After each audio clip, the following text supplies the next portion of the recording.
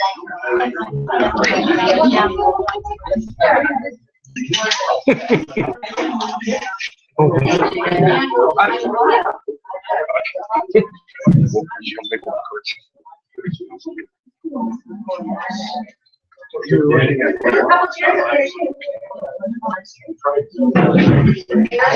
everybody, welcome to our monthly meeting of the Kent Branch Ontario Genealogical Society, and I always find that such a mouthful.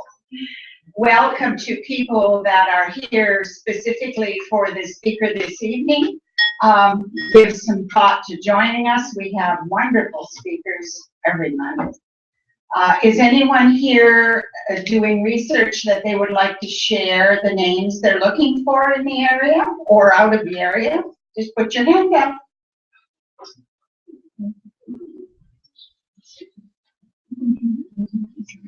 Nobody. Oh, yes, yes, I'm sorry. I didn't see. I was the last minute. Oh, okay, go ahead. No, I'm looking for Williams on my mother's side and Hyde on my father's side, H-Y-D-E. And they all came from Ontario at one point and ended up in Saginaw, Michigan. Okay, thank you. Anyone else? Okie dokie. Where's your agenda, lady? Is it on here? Oh, it's not. Oh, okay. Okay. There are 30 branches of us, 30 more like us, or 29 more like us across Ontario. And we're dedicated to family history and preserving and educating and advocating. And the advocating part, of course, for the most part, is saving documents and saving heritage cemeteries and that kind of thing. As an OGS member, you now can receive free webinars on some really interesting subjects.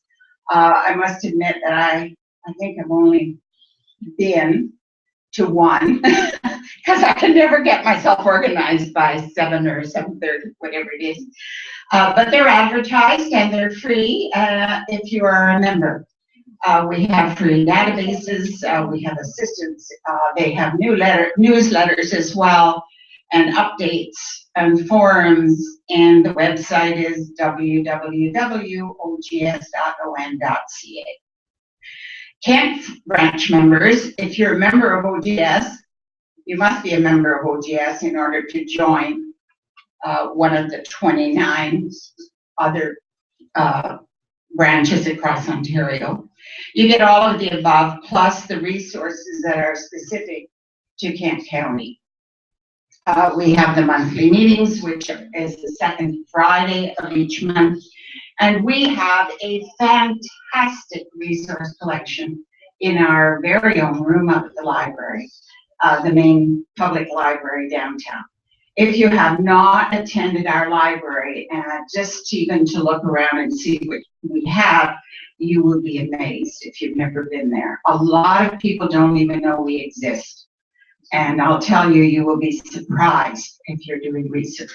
We have information on Kent County, but also on this, for sure, on the counties that surround us, Essex, Lambton, Middlesex, and then across the province, as much as we have been able to afford to buy. So we're very worth visiting. Come and see us. We're closed on Mondays.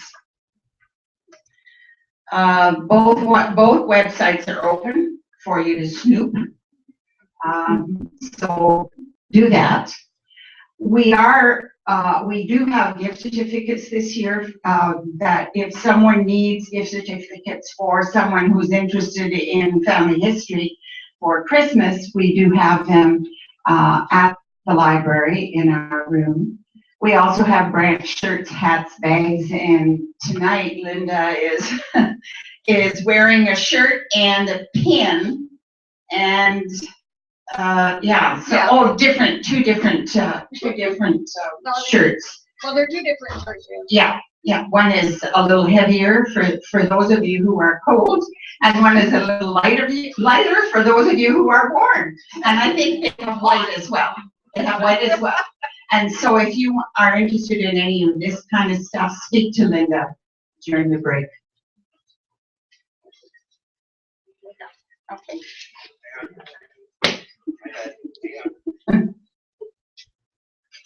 There you go.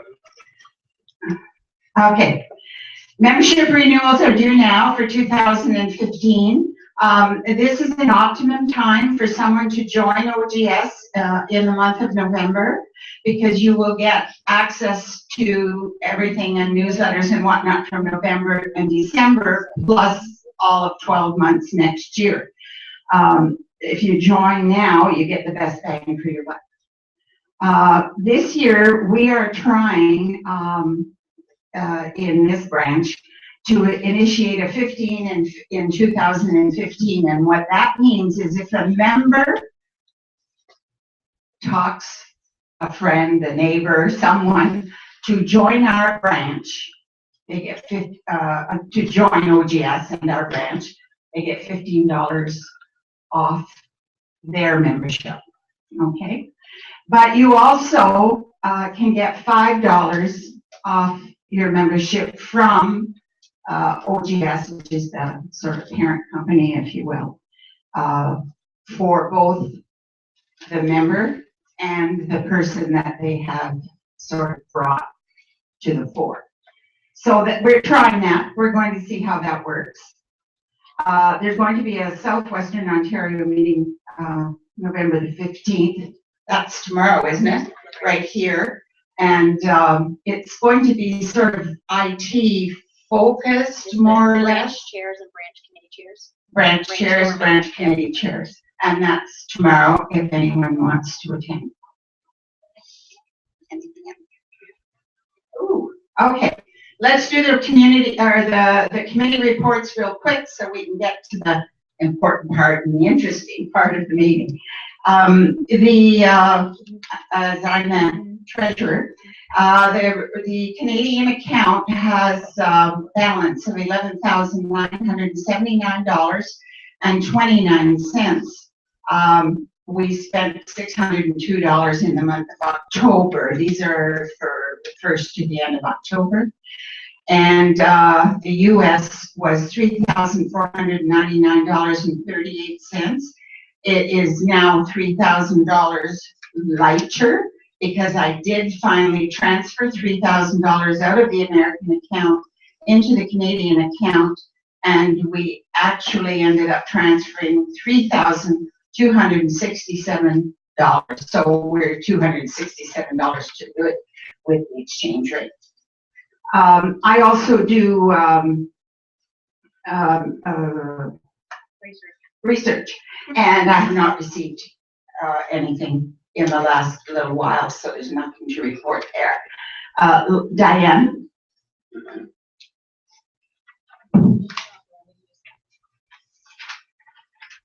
I have a number of used books here for sale. All of these are Kent County ones.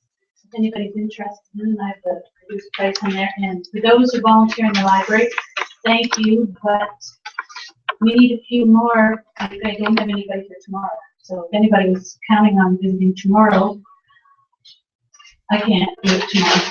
So that's here too. And also the museum is starting a display about Maple Leaf St. Anthony's Cemetery after the opening of the time capsule. So they want the names of people who are buried there that we could have some artifacts about, or some information, well, both information about them too, so that they can set up the display. Now, I have a list of names here of some suggested by Sheila Gibbs from their Go Swap. But if anybody has any other suggestions, I have some of Stephanie's business cards, so you could contact her. Or if you have any artifacts or any of the names they choose, right now they don't have a list of names chosen yet, so they're still asking for volunteers.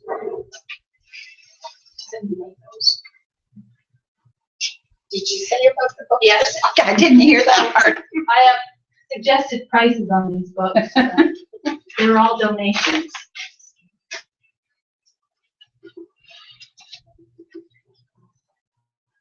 Fran, what's our membership like? Pretty slow coming in right now.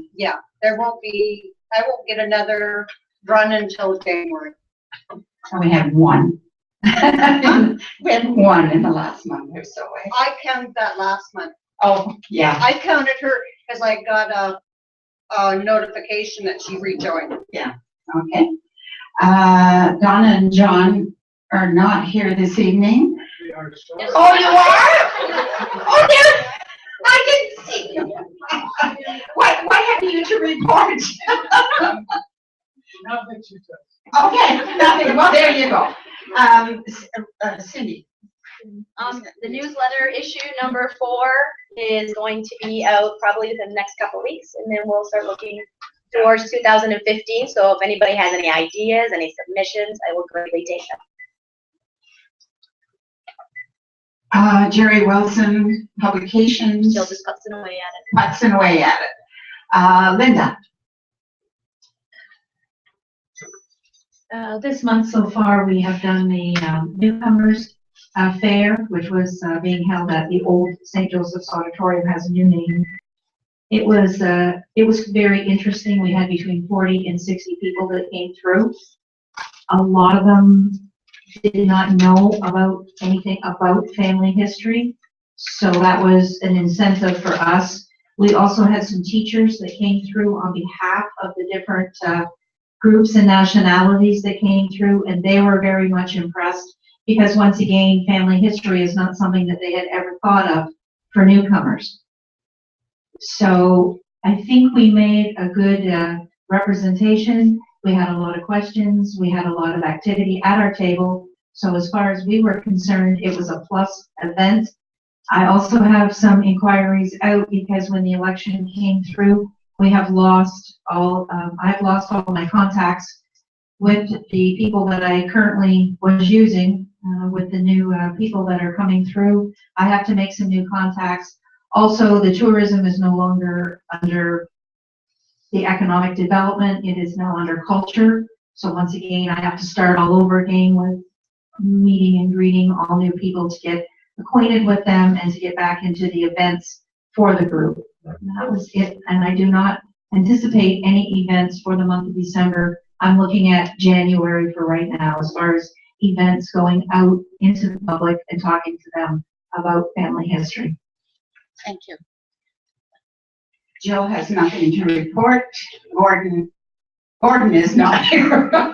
It's that Donna that's not here. And programs. And then I'll pass it to you to continue on, Madame. Thank you very much.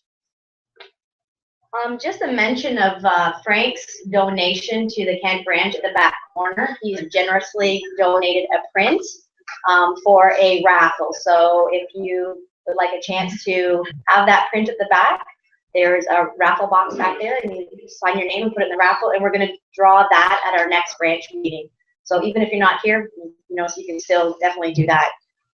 Also, next Tuesday night, Goldie is going to be speaking at the Historical Society.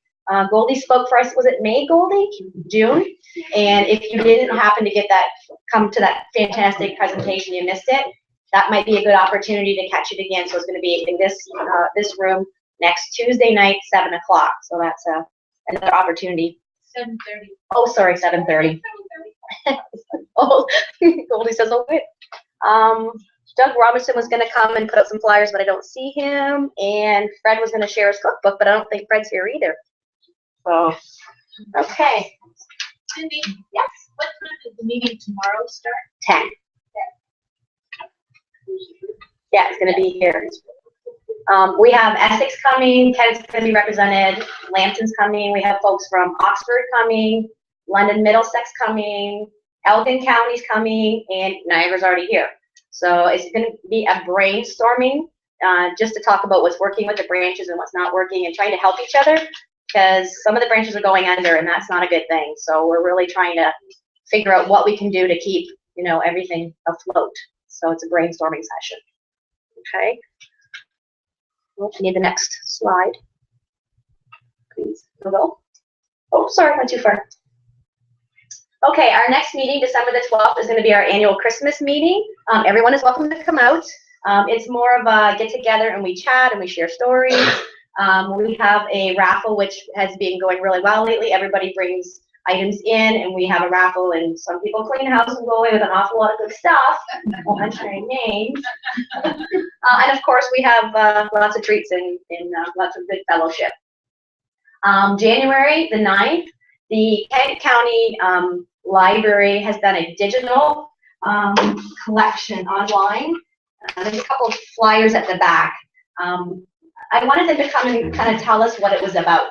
I haven't had much of an opportunity to go on their website and look at it, but they digitize a lot of things. So they're going to come and they're going to talk about, you know, what they've done and what you can access via their website. February, Brenda Travis has generously offered to come and talk to us about her own experience with DNA. She was very excited to tell me about it, so I said that's a great topic for one of our presentations because I know nothing about DNA and this whole, it's very foreign to me, and she was very excited. So she definitely said that she would come on February and tell us all about it and her experience. And then in March, we're going to have Brian Anderson come and talk about his ancestors were part of the Baldoon settlement. So that should be good too, because again, it's his ancestors, and he's going to walk us through how he did research to find his ancestors there. Okay, thank you. And tonight, it's going to, so I don't need to flip over, or I still need to go to the next PowerPoint presentation. I still need to go to the next one? You'll do it, you're awesome. Tonight, we'd like to pay tribute to our local heroes. Alysson Storey joins us tonight in the night of remembrance. We had a different speaker scheduled and she wasn't able to attend, so Alysson generously stepped up and that was amazing. So over the last 13 years, Alysson has been traveling to Italy to research the young men from Chatham and Kent who were killed during the Italian campaign in World War II. Often when she went, before she went, she put an ad in some of the local papers and she would offer to take over mementos and bring back, you know, little things or pictures. And so I would like to welcome her to tell us about her adventures and her travels. So please welcome Alysson.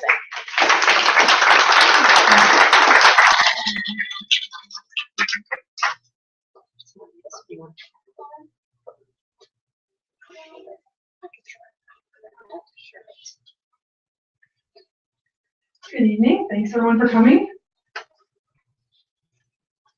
Okay.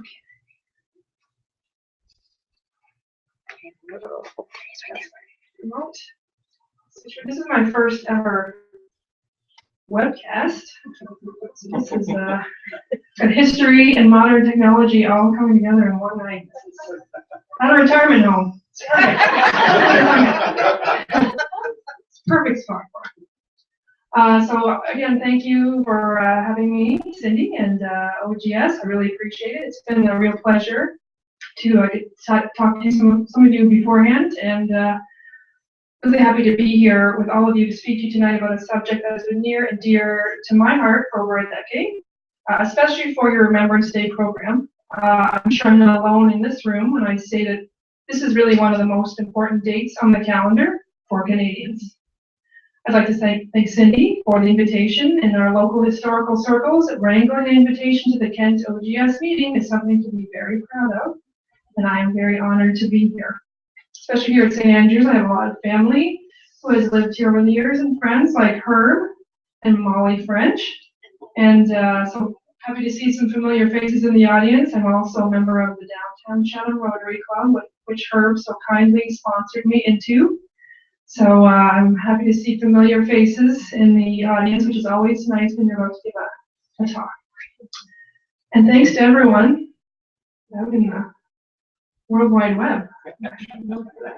Very exciting. So I've been asked to speak tonight about my experiences researching our local Chatham-Kent connections to the Italian campaign of World War II. I started out with very little information, just one book actually, which I'll mention shortly, and some help from one of my old high school teachers. What I wanted to mention and emphasize how my own research has reinforced the importance of what all of you do every day as members of the Kent OGS. While much of what I learned was through conversations with people, I also filled in gaps with books, literature, first-hand accounts. I puzzled out troop movements with maps that were old and new. I looked at birth and death records, painstakingly assembled by local historical societies and volunteers at museums. I read obituaries in local newspaper archives at our local libraries and put young faces to names through copies of photos provided to me by loved ones left behind. I could never have had such a thorough and meaningful experience without the documents that all of you work so hard to preserve. So never doubt what an important job it is that you do to preserve, research, and share both your own personal family histories, but our community history as well. It really is priceless. So how did this all start? From knowing nothing about the Italian campaign, which is a bit embarrassing since I have a double major in history and art history from Queens, to becoming totally immersed, visiting many Canadian war cemeteries on the mainland of Italy. There are 19 in total, including plus one in Sicily, and I've been to 10 of those so far. And going from not knowing anyone buried in any of the cemeteries, not knowing that anyone from Chatham-Kent even played a role, to knowing many.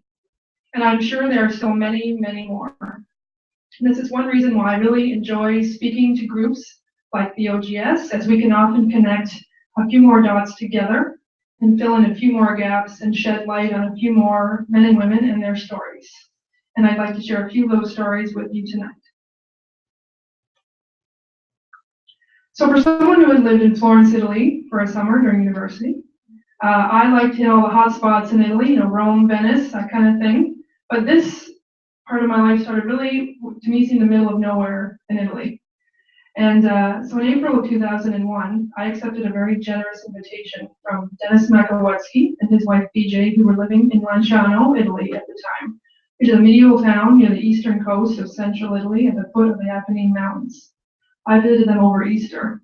And if you just look at the arrow where Ortona is, it's just a slight bit north of that arrow. Just give you a sense of the geography. It doesn't seem like it's that far from Rome. It's only about 3 hours as the crow flies. But between Rome and that arrow, there is a huge mountain range. So it's there's no topographical information on this map, but there's a spine of huge mountains that go down basically the entire spine of Italy. So it's a challenge. Other direction. There we go. So Mac was one of my high school history teachers at CCI, and is just an all-around great guy.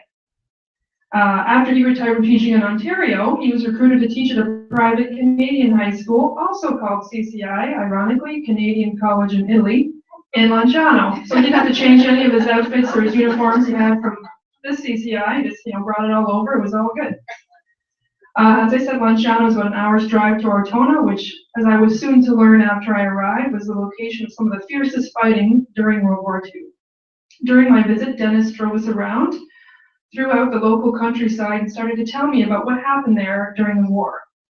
He was teaching me again about history. Funnily enough, he was my history teacher in high school almost 7 years after I had graduated.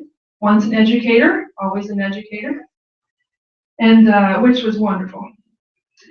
Mac relayed to me the horrors the Canadian soldiers faced during the autumn of 1943 as they fought up the eastern coast of Italy. The Germans were retreating, but as they did so, they left a trail of booby traps, bombed out bridges, and dug in at every hill and river valley to make the Canadians fight for literally every inch by bloody inch as they advanced. And it was bloody. Hitler had decided that despite questionable strategic value, the Germans were to fight to the death as they gradually moved north to make it as difficult as possible for the Allied troops. And there are some great books that give much greater detail about the Italian campaign that expand more on my general descriptions here, and I can recommend some of those at the end of tonight's talk, but in interest of tonight, I'll keep those details relatively brief. But adding to much of the Canadian struggles was the fact that they did not have accurate maps of the areas where they were advancing. The maps the Canadians had were not topographical maps, which severely affected their ability to plan and advance properly. With the exception of the plains between Milan and Bologna, Go back to that. Virtually all of Italy is not flat, ranging from rolling hills up to mountainous territories with deep river valleys and cliffside coastal towns on both sides of the country, and which is what they faced in October of 1943 onward. Once they made it down one side of a river valley swollen with early winter rains, they'd go up the other, where the Germans were dug in and waiting, picking them off as they ascended each opposite slope. Casualties came fast and furious. Again, the importance of documents. Would the casualties have been different if the Canadians had known the true topographical and geography of the region? One of the countless what-ifs of war. When Mac is my guide, we drove around the same hills and river valleys the Canadian troops had 59 years earlier. Of course, we were dry, fully rested, fed, and in a climate-controlled car. I should also mention that I talked to Mac this week and invited him tonight, but he's actually in Italy right now at Moro River, this very place in the photo, with a battlefield tour group that he often does. And he was there with a 97-year-old Canadian named Alice Fleisch from St. Mary's, Ontario, and her great-great-nephew, who is 17. And Alice was visiting her husband's grave for the first time. And he was killed December 25th, 1943. So he said that was quite a moving and emotional experience. You should have him come and talk to you, actually. He would be great.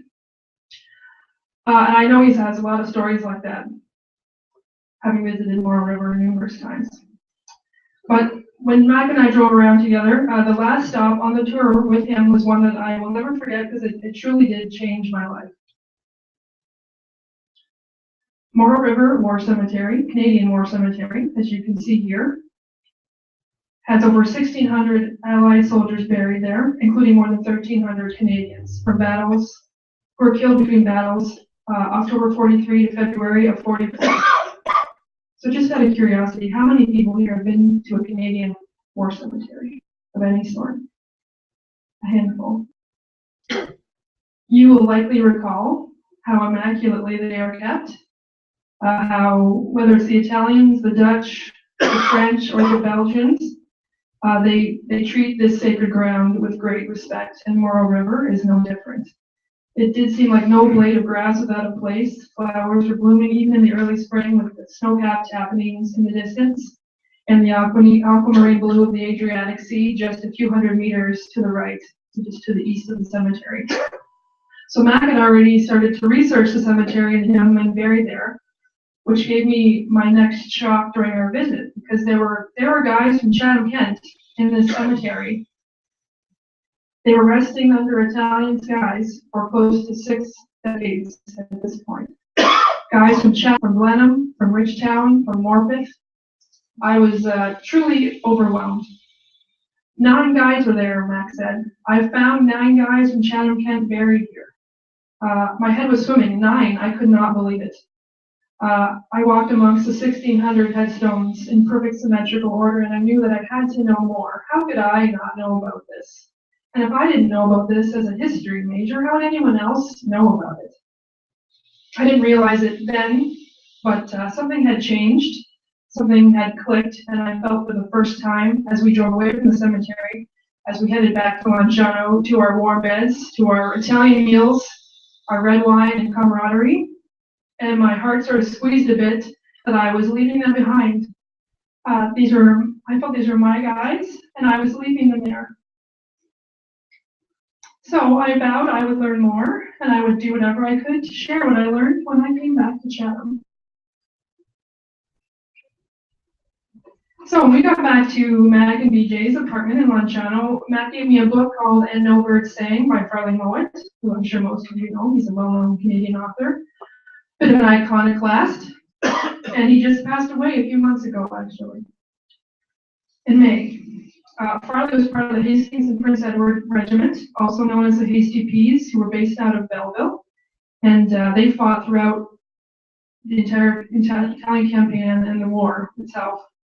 Fathers at the front for the first several bloody months of the Italian campaign, and as he relays in his book, this was the first of several he ended up writing over the years, he experienced what we would now likely call a critical PTSD, post-traumatic stress disorder incident, when he saw his mentor and friend, the major of his battalion, Alex Campbell, apparently, who seemed to be suffering from the terrible things he had experienced.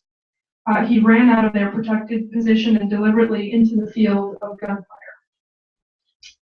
After recovering Alex's body, Farley recounts finding a poem in the pocket of Alex's uniform describing his horrible fear and feelings of despair and helplessness as he saw more and more of his men dying in what appeared to be futile battles.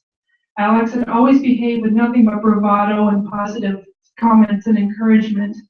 And when Farley realized that if his mentor and friend Alex could lose hope, how could he possibly keep his? The book ends very abruptly at this point, with a postscript that Farley essentially, for lack of a better term, lost his mind with grief and was removed from the front. He remained in Italy until 1946, 3 more years, but he never returned to the front. And as he wrote in a letter home to his parents in 1944, do you remember a long, lean drink of water named Fergie? Good pal of mine, killed last week in another useless attack. Des Egan got it in the same show, as did Little Sims, so one by one they go away and I feel as old as a Neanderthal when I see how few are left.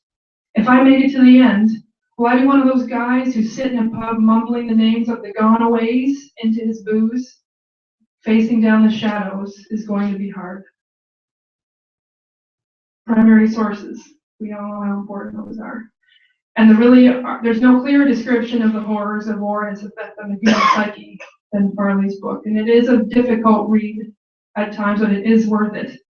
And this book, as I found out, was also the key piece to a puzzle that began on October 17th, 1943, and followed me back to Italy numerous times, but I didn't know it yet. So in October 2005, I was living in Rome, and I convinced a friend with a car, which is very crucial when you don't have one of your own. My friend Peter from Ireland, he lived in Milan, and he accompanied me on a trip that I was hoping to make to find out more about what happened to this handsome young fellow, Albert Prisoner. So Peter and I set off from the sunny Amalfi Coast and headed east through the province of Campania, of which Naples is the capital, and into the province of Molise, which is considered in most guidebooks a rather unremarkable spot, according to them, as it possesses very little art, history, or major cities of note. What it does possess in spades, however, is stunning natural beauty and the really amazing, there's an amazing amount of Canadian history. And it gives many travelers a chance to see the non-touristy side of Italy, which is very hard to do now in many other parts of the country. And the modern history, the Canadian history, in fact, is really quite remarkable. So as I mentioned earlier, in the autumn of 1943, Allied troops were fighting their way up in the southwestern edge of Italy to the center of the country, heading northeast towards the province of Abruzzo, which is where Ortona was located. Many Canadian regiments were part of this push northwards. Regiments that included young guys from my hometown, Chatham. And one such soldier was Albert Prisoner. Albert was a strapping, athletic young man who went to CCI, my high school, and during the war joined the Hastings and Prince Edward Regiment, the HTPs. And over the years, I've gotten to know Albert's youngest brother, Peter, and his wife, Lenny, who live in Chatham, and through them, gotten to know a little bit more about Albert. Albert's other younger brother, Mike Prisoner, was also, so you might know him. He passed away in 2003, and he worked at my grandpa Joe Storey's architecture office along with my dad. So as it turns out, we had more family connections than I realized. Mike also fought in World War II, but he made it home alive. The hasty pieces they were commonly referred to were made famous, really, by Farley Mowat's book. And although Farley never mentioned Albert Prisoner by name in the book, he did mention the arrival of a new recruit in October of 1943 named Jerry Swales. And for speaking with Albert's younger brother, Peter, and going through the collection of documents that Peter has about Albert's service record, the importance of documents and research, we knew that Jerry Swales had served with Albert and was killed in action along with Albert on October 17, 1943, on the road leading into Santo Stefano, a tiny hamlet in the mountains of the province of Molise. As it must have been for so many Canadian families, Albert's death was a devastating blow to the prisoners and deeply affected everyone, especially Peter, Mike, and most of all, their mother, Mariana. Mrs. Prisoner went to great lengths to try and uncover the circumstances behind Albert's death, contacting officials in the military, government, and otherwise, but with little success. Over the years, Peter, his brother, had uncovered more information, including a list of the other soldiers killed with Albert in the ambush outside of Santo Stefano, which is why we could connect the dots when we sat in Peter and Lenny's kitchen when we saw Jerry Swales' name on that same list. When I saw Jerry's name, I realized that thanks to Farley's book, we had some detail of what had happened on October 17, 1943, on those cold, windswept hills. And this is the an excerpt from Farley's book about that day. He led his men down the white graveled road that curved and twisted towards the little village, directly into an ambush of half a dozen enfilading machine guns supported by heavy mortars. Jerry and every man of his leading section was hit. The lucky ones were killed outright. The rest died slowly of their wounds, for it was impossible to reach them. Their bodies lay strewn on the road for 5 days before a full-scale battalion attack finally took San Stefano and allowed us to recover our dead. I assisted the Padre in the burial party. Despite the chill, wet weather, the bodies had bloated to the point where they had stretched their stained, stinking, and saturated clothing sausage tight. They did not look like men anymore. They'd become obscene parodies of men. Somebody handed me Jerry's broken spectacles, and for the first time since the real war began for me, my eyes filled with tears. For the first time, I truly understood that the dead were dead. Now, that grim, horrific description stuck in my mind for a very long time after I first read it. Not only because it seemed to refer to Albert, but it also raised more questions once I became more familiar with the Italian campaign and the physical landscape in which it was fought. My dad and I started poring over maps and other books, trying to piece together why Albert, Jerry, and their section were ambushed. From our limited information, we did have difficulty coming to any conclusion. I knew the only way was to get a real sense of what happened was to see with my own eyes. So as Peter and I set off on October 20th, 2005, for Santo Stefano, 62 years and 3 days from the day Albert was killed, I didn't know what, if anything, we would find. I did have a detailed map of the area. I had Farley's description, and that was about it. It appeared from the map that Santo Stefano was at the end of a winding road from the provincial capital of Campobasso, which was a major headquarters for the Canadian troops in 1943, to the point that it was actually called Maple Leaf City. I was snapping pictures all along the way to bring back to Peter, prisoner, and his family. After a few wrong turns, we ended up on the proper road, and when I saw the first sign stating Santo Stefano, 7 kilometers, my heart skipped a beat. We followed the road through rolling hills and small farms and eventually ended up at the sign for the town of Santo Stefano. Once we got there, I wasn't entirely sure what to do. My emotions were running high, and I felt a bit overwhelmed that I had finally made it to the place where Albert was killed. Luckily, Peter had kept a cooler head and suggested we head into town and see if we could find anyone to help us. So we followed the winding road downwards into the center of the tiny town, with a small square opening overlooking the valley of the Biferno River. The road definitely did end there, and there wasn't a soul in sight. A few minutes later, though, we saw a woman leaving her house, and we approached her, and Peter, who was fluent in Italian, explained who I was and what I was looking for. What she said to me, I don't think I'll ever forget. That's me in the end of town, and that's Albert's grave in Moore River. So this is Carmelina on the left, talking to my friend Peter. And in her heavily accented Italian, she clasped her hands, and to my surprise, that she remembered that day in 1943. She remembered it come un sogno, she said, like a dream. She's only about 5 or 6 years old, but she remembered the bombing of the town. That would be hard to forget, I would imagine. And because her family had remained there, instead of evacuating like most townspeople, several of her young friends and cousins had also stayed, and they often went outside to play during the lulls in the fighting. I asked her if she remembered any soldiers being killed just outside of town. Yes, she did. In fact, she and her friends went up the hill and saw several makeshift graves by the side of the road. The boots of the fallen soldiers were still sticking out of the mud. She and her friends picked some flowers and placed them on their exposed boots. I was stunned.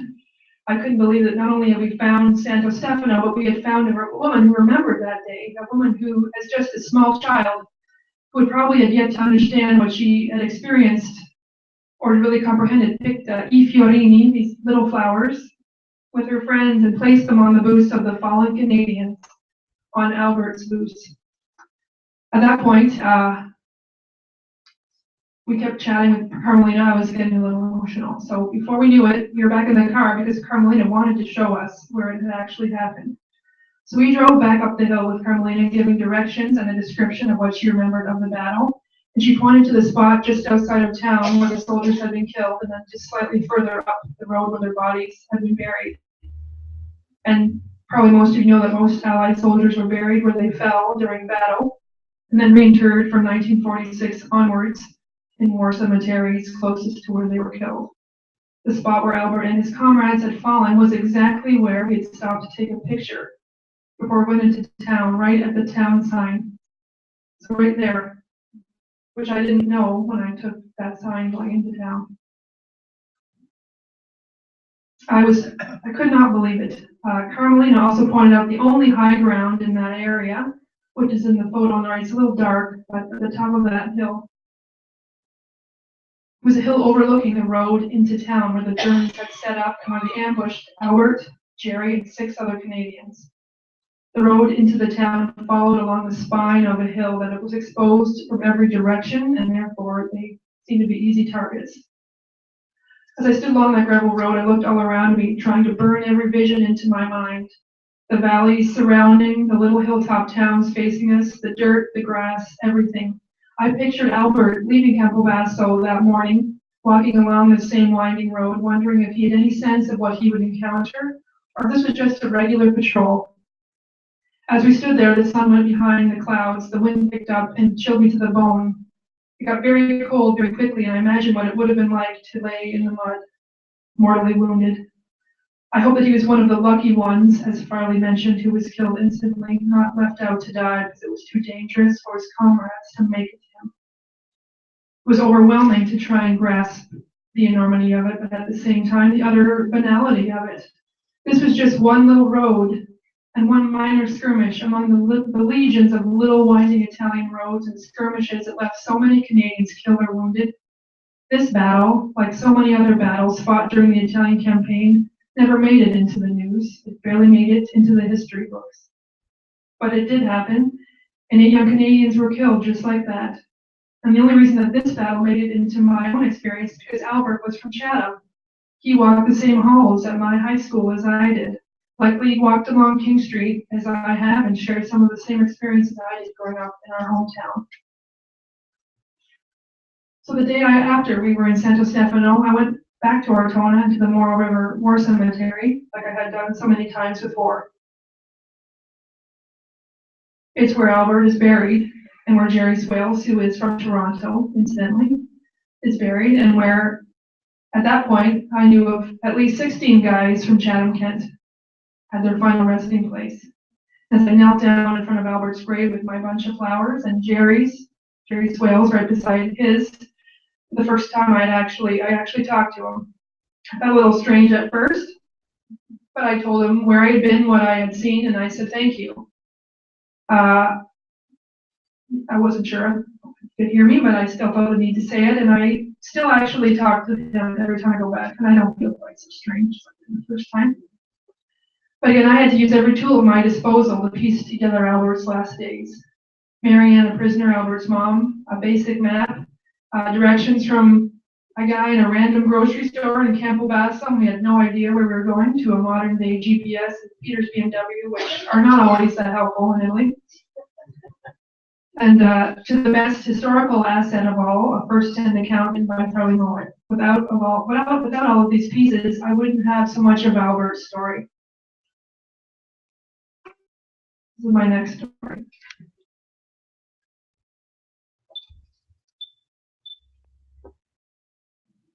So this next experience is, it's hard to explain how it all happened. It's just, I don't know, fate, divine intervention, dumb luck, whatever you want to call it. This is me and my friend Harold from Ajax, Ontario. This is a picture taken in Rimini, in Italy. And as you can see, these great guys with the flowers in their feathers, these are called the Alpini. These are Italian soldiers who basically can climb the Alps with their bare hands. They're amazing.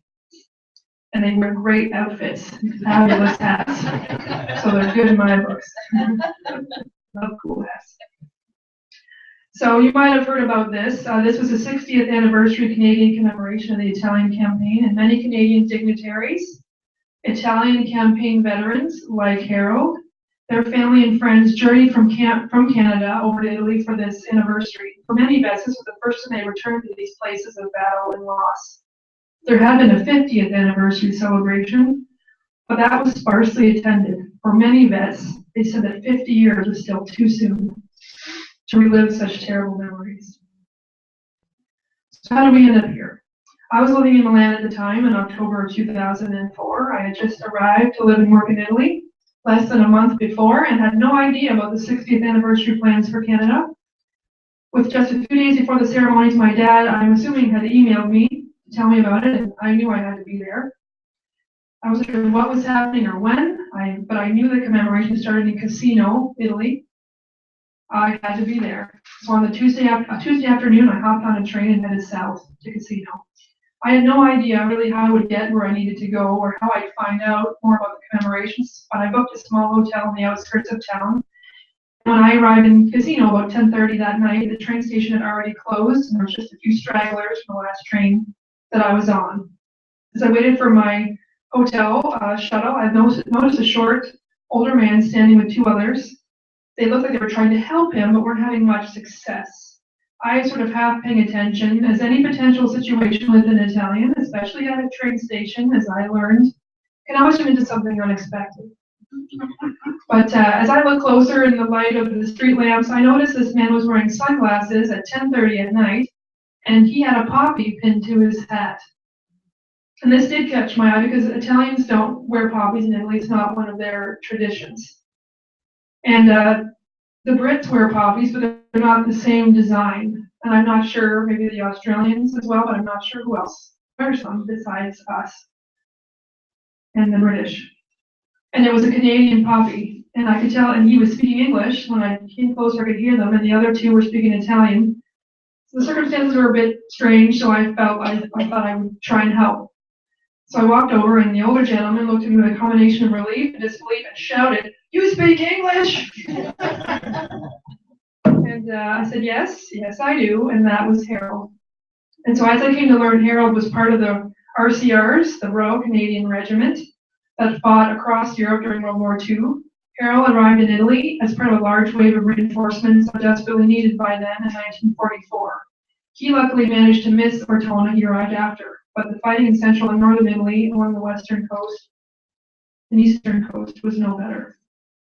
Harold was a widower and always had a flair for adventure, so he decided to join a group in the Collingwood area arranged by a local travel agency that would travel to Italy for a battlefield tour as part of Canadian commemorations of the 60th anniversary.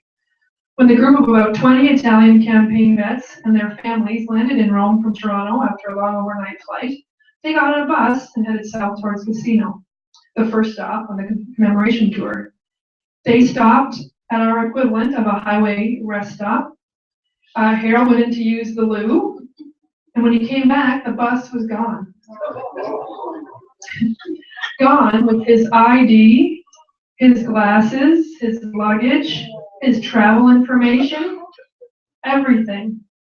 And it appeared that no one had noticed when they got on the bus that they were missing one. Always count, always count. I'll tell you why I know that a little later too, but it appeared that no one had noticed. So Harold, being an enterprising Storey, he survived the Italian campaign and Holland after that. So I'm sure he figured he could make it through this. So he made his way back to Rome and hopped on a train headed to Casino, which was the same train that I was on, as it turned out. Of course, I didn't know that at the time. So I took Harold with me to my hotel, and we went about trying to sort this out. I had asked the hotel manager to call every hotel in Casino. There aren't that many. It's not a big place. But to see if they had any tour groups from Ontario staying there. So he did that. No groups from Canada. I then rigged up a dial-up internet connection to the hotel rickety old laptop. Southern Italy was not very digitized back then. And I tried to find online the names of any travel companies.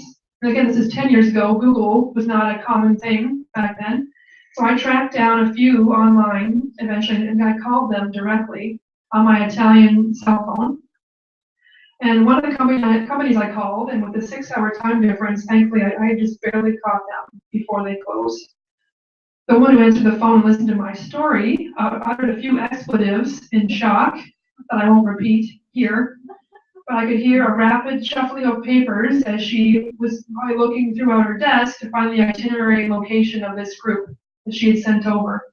She found it, read out the name and hotel and contact info for the hotel. I thanked her, she thanked me, we hung up. I showed the name and number to the front desk manager who had just made the phone calls. He looked at me skeptically, which I got a lot from Italians when I was over there. And he said, "Oh, I've already called them." I wasn't fully familiar with Italian culture at that point, especially Southern Italian culture, but I needed to ask him a few times to convince him that he needed to try again. So he did, and they had the same response. No Canadian tour groups are here. So I got back on the phone to Collingwood, Ontario, Canada. Luckily, still had some funds left on my cell phone, and I told her as calmly as I could. This is after 11 o'clock, and I was getting a bit punchy, although Harold, who'd probably been awake for 36 plus hours at that point, he was still the chipper self that I got to know him as. That smile you see there was always on his face. The woman said, "Oh, yes, actually, we changed their accommodation last week." Unbelievable. So I got the latest contact information, showed it to the front desk clerk again. He says, "Again, I've called them already." I asked him to try again, he did. And their response was, "Oh, that Canadian tour group." So he had, it's classic. Like, they had too many to count in this hotel. They just couldn't keep them all straight, right? So I got on the phone with them and I asked them to put the tour coordinator on the line. He was already in bed asleep. I asked them to wake him up. Little did I know at that time that I would be employed in a similar capacity in Rome for 2 years later. And losing one of your charges, really even on the first day, is really frowned upon. So the tour coordinator, his name was Tom, I won't give you his last name to protect the guilty, but he's not from around here. So he's actually a retired lieutenant colonel in the U.S. Army, but he retired. He got on the line, bleary-eyed, and he's the head of the group. He was shocked to learn they had left someone behind, even though Harold's suitcase had been delivered from the bus to his unoccupied hotel room and was sitting in the hallway waiting to be claimed. Minor detail, right? So, as it turns out, they were in the hotel right beside us. So after some arranging for Harold to get next door, it was actually on a fairly busy road. It wasn't just sort of a street like this, street walk along the sidewalk. There was no sidewalk, but Tom and I sorted it out. Then he asked me if there's anything he could do to thank me for my help. And I said, well, I could use a ride to the ceremony tomorrow. And so the next morning, a big tour bus pulled up in front of my hotel, and I climbed on, and everyone clapped. And of course, I didn't. And then I heard this voice go from the back, "There's my guardian angel. And it was Harold, but I didn't recognize him he had his full dress uniform on and not his sunglasses. So I had to have him stand up and signal me so I could recognize him. And that's how I came to spend a week with a group of veterans from Ontario and their families. We visited battlefields across Italy, reliving their memories with them and hearing their stories at dinner every night, often starting out with, "I've never told anyone this," through tears. I went through a lot of Kleenex that week, let me tell you. These men seemed to be exercising their demons, perhaps realizing they were closer to the end of their lives than the beginning, and returning to this place perhaps helped provide some semblance of closure. This is where we started at the casino. It's really a striking spot. As you can see, the Abbey of Monte Cassino is right at the top, and that was flattened by the Allies in May of '44. They suspected there were Germans hiding out there, and despite international pressure, they decided to destroy it. And of course, it's easy to pass judgments 65, 70 years later, but they did what they had to do. But it was rebuilt to the exact same specifications within 5 years after the war was done. It's kind of amazing.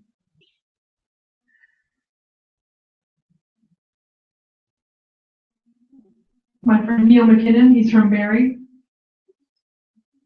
Each cemetery we visited had someone from our group who needed to pay their respects to one of their buddies. Bill Ford, who is not pictured here, but a friend of Neil's, he was also from Barrie. He was in a patrol line in May of 1944 near Casino, near the Melfa River, and a shell dropped in front of the patrol line, killing the first 8 guys right in front of him. But he, the 9th and last in line, had not a scratch. So the job was left to him to bury the 8 guys in the patrol line in front of him, including another young man from Barrie he had known since kindergarten. This was the first time he visited their graves since he buried them by the side of the road. And as he told us that night at dinner, he felt, as he walked to their headstones, that his buddies knew he was there. "Am I crazy?" he asked me through tears. "No, Bill, you're not crazy."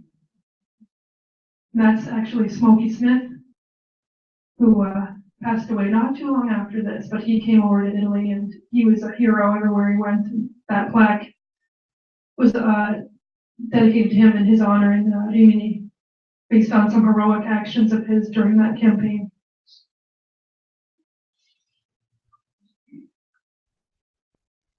So this is San Tomas, our Casino War Museum and Bowling Alley. Italians have a very unique way of combining different buildings. War Museum on the 2nd floor, bowling alley on the 1st. Maybe this is a cultural organizational model we need to take a look at here, because I'm sure the bowling alley probably subsidizes the museum upstairs, right? So I should think about this.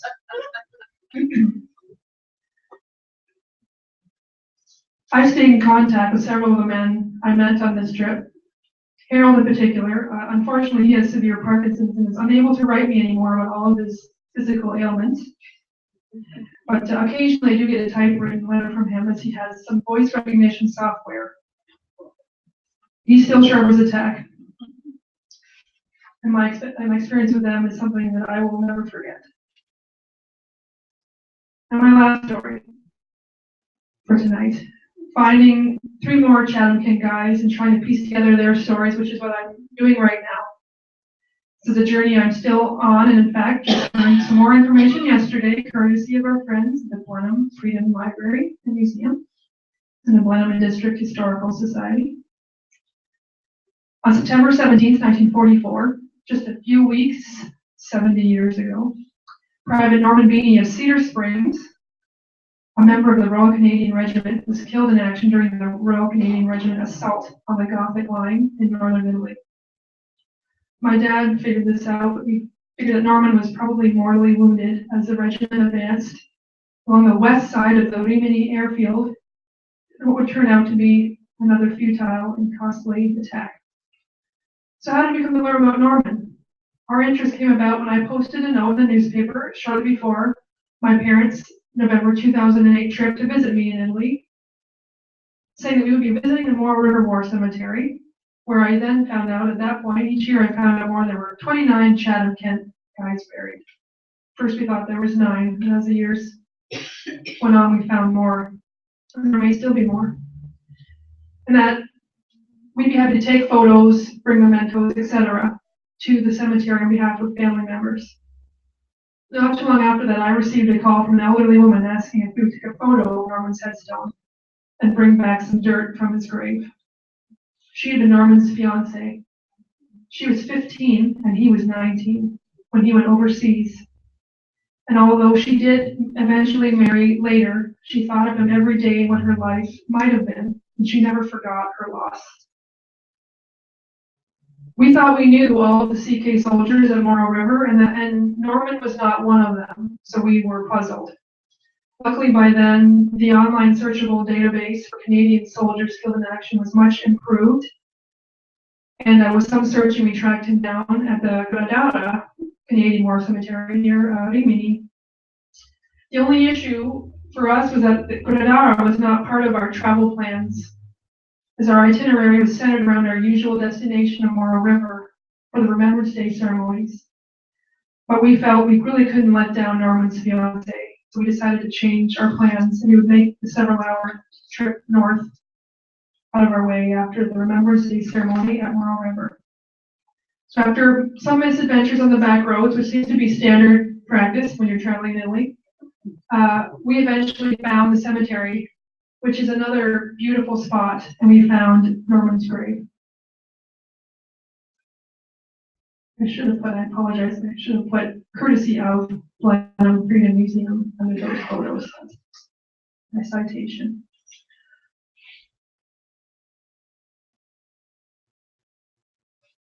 So it's called the Castello Malatesta, which basically means like headache, bad head, you know. Interesting translation from Italian. That's a 13th century castle where supposedly Beatrice from Dante's Inferno, that was her family home. And this overlooks the cemetery from its hilltop position opposite, and the site was selected as a cemetery in November of '44. It contains the graves of casualties from the Ancona to Rimini advance, which was aimed to break the Germans' Gothic line, as well as the battles around Rimini in the late summer and early autumn of 1944. Many of the fallen in the cemetery gave their lives in September of 1944. The vast majority of the 1,192 graves are British or Canadian.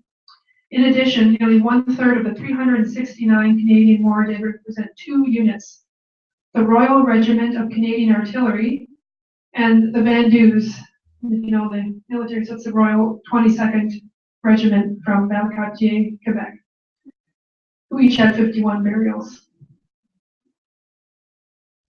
That's my mom, who's here too, reading. This is a gorgeous cemetery, but it's really not useful if you need assistance. It's not accessible. It's on this terraced ground, and it's a climb for someone in good shape.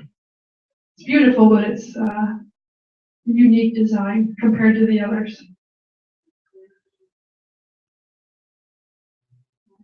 So you can sort of see how, as you look out, it's quite stunning.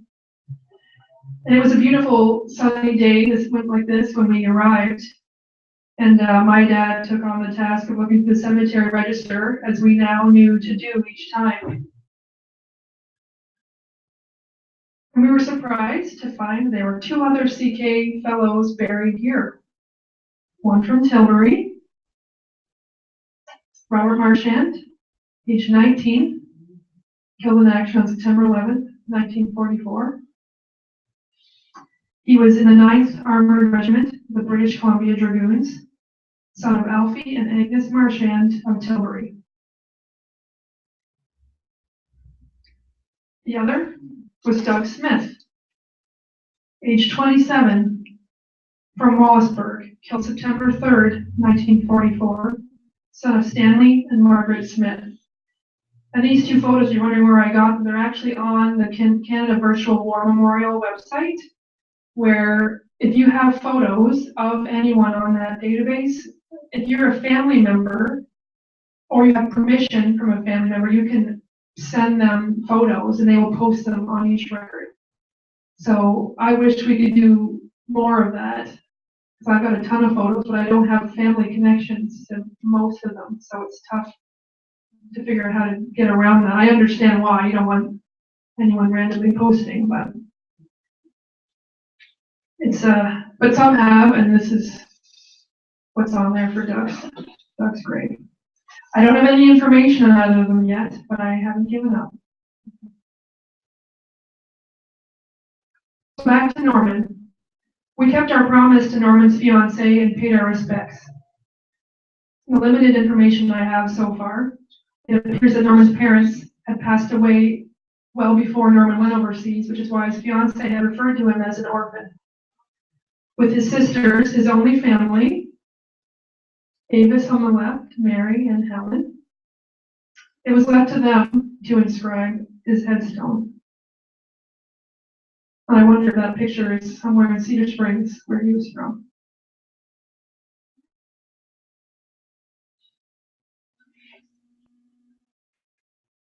If you can't quite see, it says in memory of Norman, our brother, who was loved on earth, but needed up there.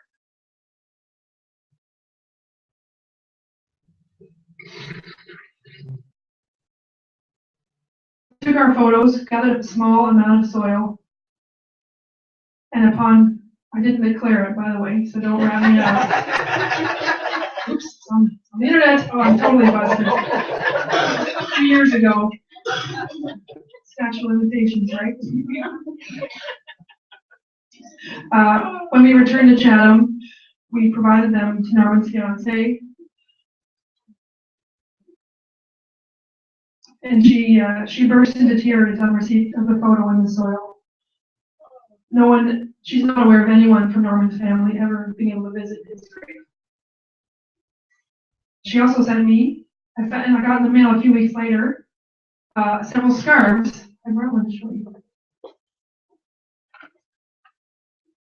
These beautiful scarves she sent me as a thank you, which I am going to be wearing over the next 6 months this spring. As a lovely thank you for what we did. And I do hope that we were able to bring some element of closure for her. And of course, all that extra driving was more than worthwhile. Norman was just 19 years old. He was just a kid. So in closing, Canadian casualties in the Italian campaign total more than 26,000, nearly 6,000 which were fatal.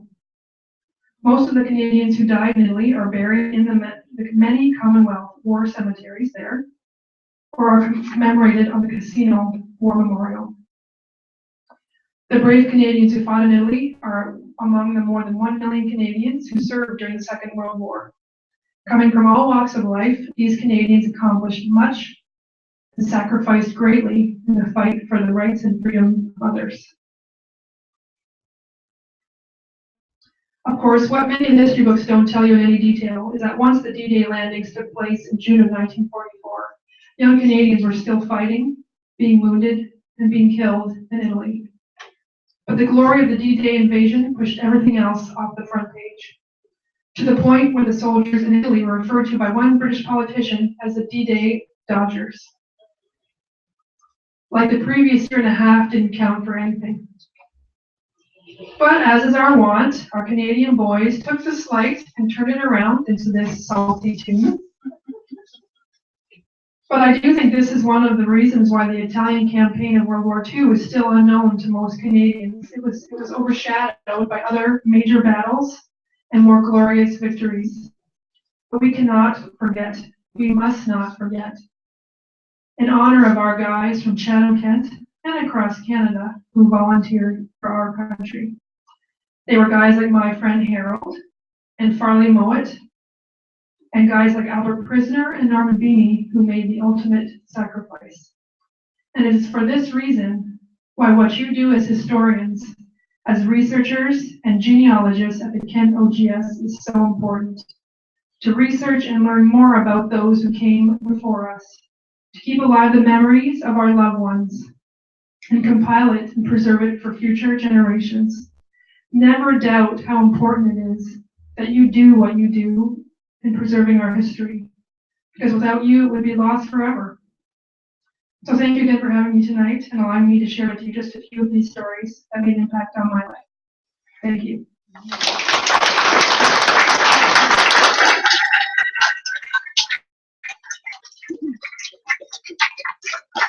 If there are any questions or anything, I'd be happy to answer them, or if you're hungry and you want to ask me when I'm eating a cookie, that's fine too. Have you ever thought about doing a book? Yes, I have. And now I've got a little bit more time, so. That's my own private joke. I would like to, yes. I'm kind of not sure where to start, to be honest, but I've definitely thought about it. I went over there, I think. Oh. You have Carson Steele on your list from Dresden area. I do not. He was killed in Italy, and I didn't bring the name of the cemetery. It's buried in over there. Okay. Well, wait, so that would be easy to find. We have quite a bit of information about Carson. Oh, okay. Do you know what regiment he was in? Luckily, it's easy to find now. Even just a name or part of a name you can find. Well, I'll look that up. I found someone my husband and I were there 2 years ago. And we went to Bari, which is several hours south of Fortuna. And just behind IKEA now. You'd think they would have planned that differently, but anyway. And I found someone from Dresden there, Robert Blackburn, who was actually the ripe old age of 35 when he was killed. I believe he was the police chief of Dresden, or the fire chief, police chief, one or the other. I'm sorry, I don't remember which, but he was one or the other when he left, and so he's quite well known. And he was driving a night patrol when, of course, you couldn't have your lights on, and he drove his motorcycle head on into a truck. It was a vehicle accident. So I met his daughters, and again, I went to the paper just to let them know, and we made some connections with his family, and so that was really special too. So that's another Dresden guy. I'll have to add him to the list. Carson has a brother still alive in Chatham. Oh, really? Okay. Okay, great. Thank you. Ron? You mentioned about this last soldier. You mentioned about his fiancées, but are his sisters still alive too, or not? Two are not. The third we're not sure of. I went to the Blenheim Historical Society yesterday, and we couldn't quite piece all of that together. We found his parents, and he had a brother who died at age 3. But we have someone, Avis, married Harold Patterson, July 23rd, 1949, and that's the last thing that we've got. So I'm not sure if she's still around or not. But you are looking for her, I guess, obviously. I have just started, yes. Good. I just got that yesterday. So next week.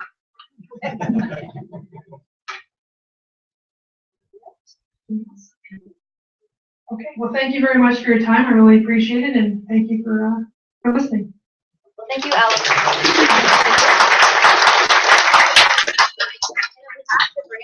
to give you this little token of appreciation. That was fantastic. That was a wonderful presentation. Val, would you like to come up and conclude? I hope the folks at home enjoyed that as well. Valerie, did you want to come up and conclude tonight's meeting? Maybe before we do, just one thing. Ted Steele from Ayers is here. Ted, what was the family name of that Bible that you were? It has been translated now to Near, N-E-A-R, but it started off as German or Pennsylvania Dutch, N-E-H-E-R. But you think it's from Chatham area because the fellow worked at one of the industries here. Yeah, my dad worked at the Union Gas Company, and at least 2 of his closest friends were Les Near and Elmer Near. So does anybody know any Nears in the room here? Oh, there's a hand. And there's another hand. Family Bible from 1859. And tell them what else you have, which was kind of creepy when you told me. Oh, Yes, my second cousin or so, when she was about 12 or 13, had her hair bobbed. And they saved the hair. She had these long braids, there's about 6 or 8 of them, with elastics around the end. They're gorgeous.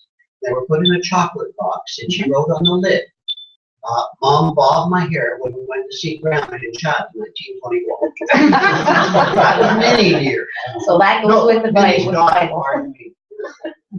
Those little bits go with the Bible. What do I do with this hair? It does not decompose. Perhaps the cancer people would be interested. If you have information, maybe talk to Ted afterwards and. I have that. It's in a chocolate box. Mine and my sister's hair. I still have them, not from 1924 though. Thank everybody online who joined us tonight. I hope you enjoyed the talk. I certainly did. We have to have you back and tell us more stories. We were enthralled. We could have heard a pin drop in here tonight. What? Oh yeah, don't forget at the back, we have a suggestion box.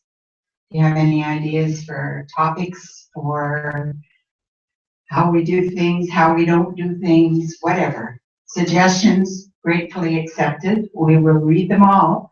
And also a donation box if you so desire. And don't forget the picture back there if anybody wants to buy a ticket, however you want to say that. Next month, we're going to draw it at our Christmas party. Yeah. So if you like the picture, put your money in. And thanks for coming and enjoy coffee and treats. Thank you very much. Good night.